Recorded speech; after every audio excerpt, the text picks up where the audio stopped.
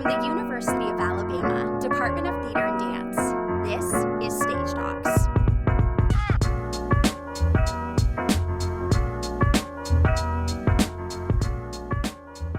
I'm currently joined with junior BFA actor Nathaniel Hudson, who's currently in our production of Baskerville, a Sherlock Holmes Mystery.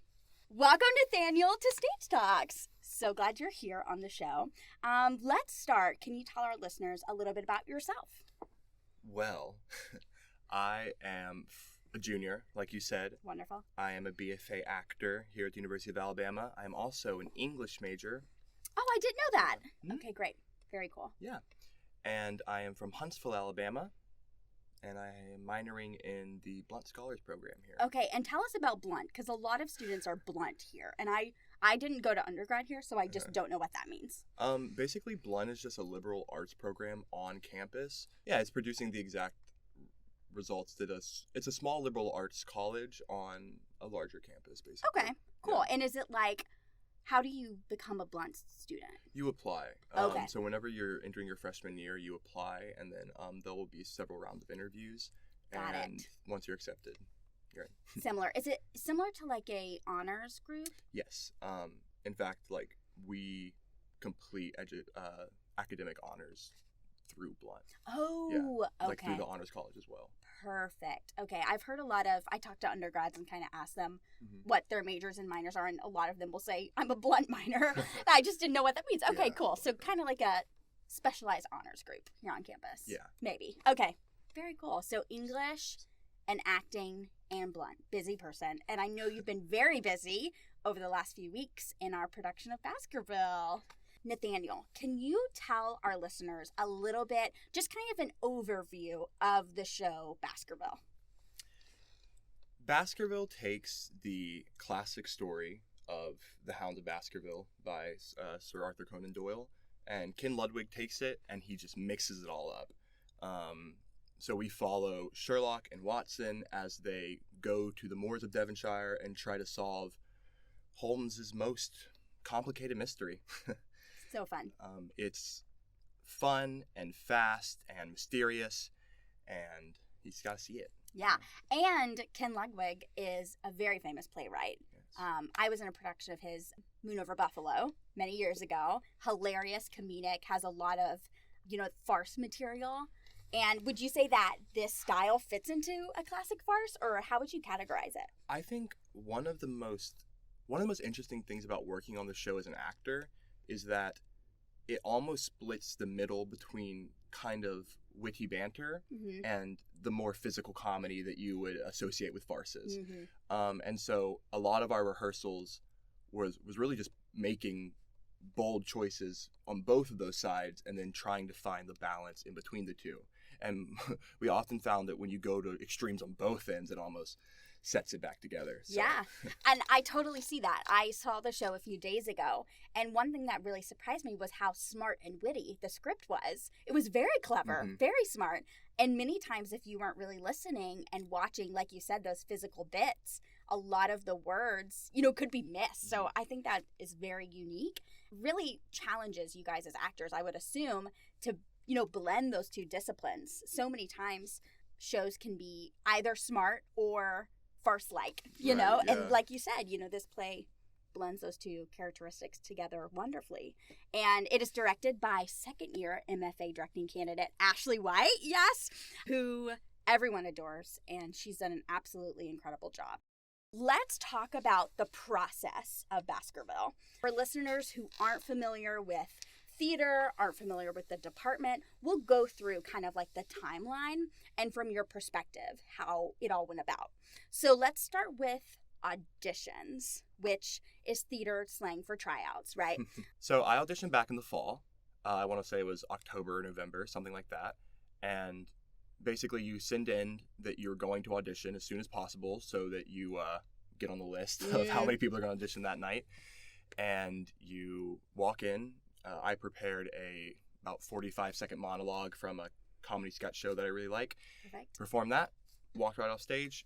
That night, they posted callback list. Okay. And a couple days later, they held callbacks in Marion Gallery Theater. Perfect. Yes. And callbacks were really interesting because Ashley was really trying to push the character of the show with the callbacks, obviously. Mm-hmm. And so we walked in, and one of the first things she had us do was just all of this crazy, like, pantomiming stuff. And we were all just walking around the stage like we were walking through honey and running from bees. And I don't know why I'm stuck on bees right now, but that's where we're at. It is part of the show. Yeah, yes, it is part of the show. It's true.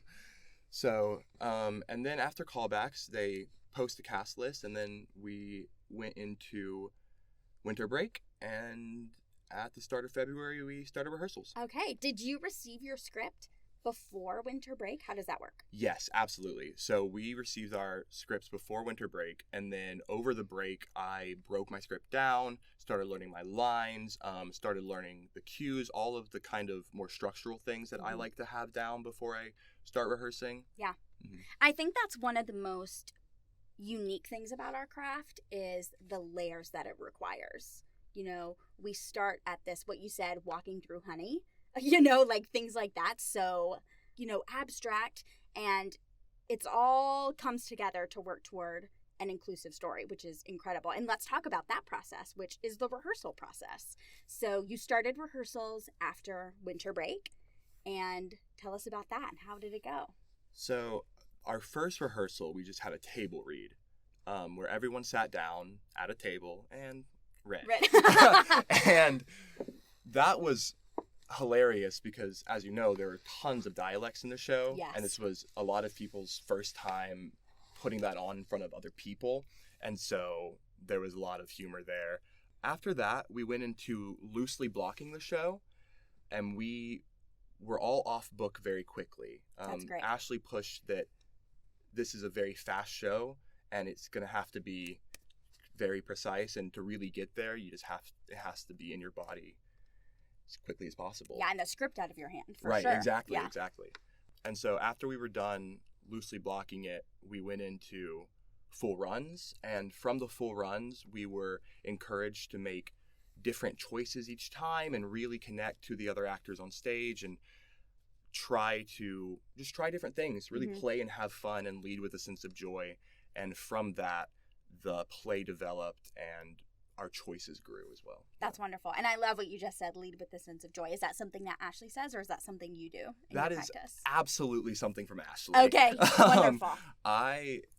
It's been a pleasure to work with Ashley because I am not the spunky person that she is, and she just leads with such positivity. She does. And it's almost impossible to feel bad around her. You know, I don't know. It's even when if you make a mistake on stage or you're nervous or something, she's just there. Mm-hmm. It was a really great experience. That's wonderful. Let's talk a little bit about, you mentioned it earlier, the dialects in the production, which the dialect coach for this production was Nathaniel Hudson, who is a professor of acting here at the Department of Theater and Dance, and you have an accent in the show. I do. You do have an accent. Could you probably will hate this. Can you say something in your accent? The poor girl upstairs was like to have her wits turned by all the singing and shouting. Yay! Was that right? Was that yeah, right? That was perfect. Okay. That sounded perfect. No, just to hear a snippet. And many of your fellow actors have many they accents. Have it way more difficult than I do. Yes. I had to learn how to do a received pronunciation or a standard British accent for the show. I happen to be in Allison's voice and speech class right now, so that helped a lot. That's very helpful. But yeah, the whole process of not only learning a dialect, but learning to use the dialect naturally and to let decisions come naturally through a dialect, because it really does affect your personality and the way you interact with other people. What was Allison's process of getting you to work, as you said, and even make this accent part of your being, you know, not something you're putting on, but something you can really become? Can you talk a little bit about that? Yeah, absolutely. I felt like she employed a really good mix of she definitely emphasized the structure we were aiming for, and we started there. So the standard British dialect is very forward in the mouth, it's quite high, the jaw was quite relaxed, all of these things. And so when I started learning the dialect, Allison she took me through all those steps and we got there. And then you start adding voice and you start changing your mouth and things like that. After that, she just had me read my lines. And as I was reading them, she would make small corrections and really remind me to connect to the thought. And I thought that was a big part of why it was so successful, is because not only was I learning the structure and how I was supposed to be forming the sounds, but I was also, from the very beginning, connecting this voice, which felt alien to me at first, to my intention. Very powerful. And, adds, as we were saying, another layer. And let's talk about, so rehearsals are going, and then before the show, we have tech rehearsals. Talk about that. Is there any change in you as an actor from rehearsals where it's the creative team in the room to tech rehearsals where the design team comes in, production comes in? So how did that affect you as an actor, and what was that process? The first thing you notice is that there's new people in the room. That's something that always, at least I always feel a little bit affected by as an actor. I can definitely feel new eyes on me whenever I enter a space.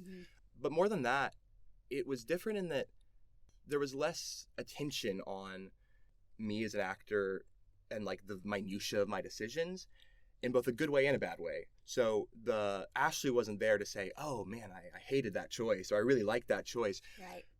So that was interesting, and it kind of forced me to really solidify what I was going to do and really commit to that. The first run that we ever did with the actual lights and sound was amazing, because this entire process, we'd been doing this on a blank stage, and it sounded so comedic the entire time, because the script, as we've talked about, is very comedic. And the first night that we did it with the lights and all the sounds, it was haunting. Scary. It was. The music was just gothic and amazing. And I have to tell a story very early in the play, and I was up there and I was like, this is the music. This is awesome. Yes. So the change in atmosphere is definitely a huge part of entering into tech rehearsal. What's so unique about the show is the juxtaposition of what's being said and what is surrounding us as audience members and what we hear in terms of sound and the atmosphere that the lights create, which adds such humor. You know what I mean? These very serious sound cues are going on while very funny dialogue is happening. So and you mentioned it just then, so how did that change your choices at all, or did you stay consistent?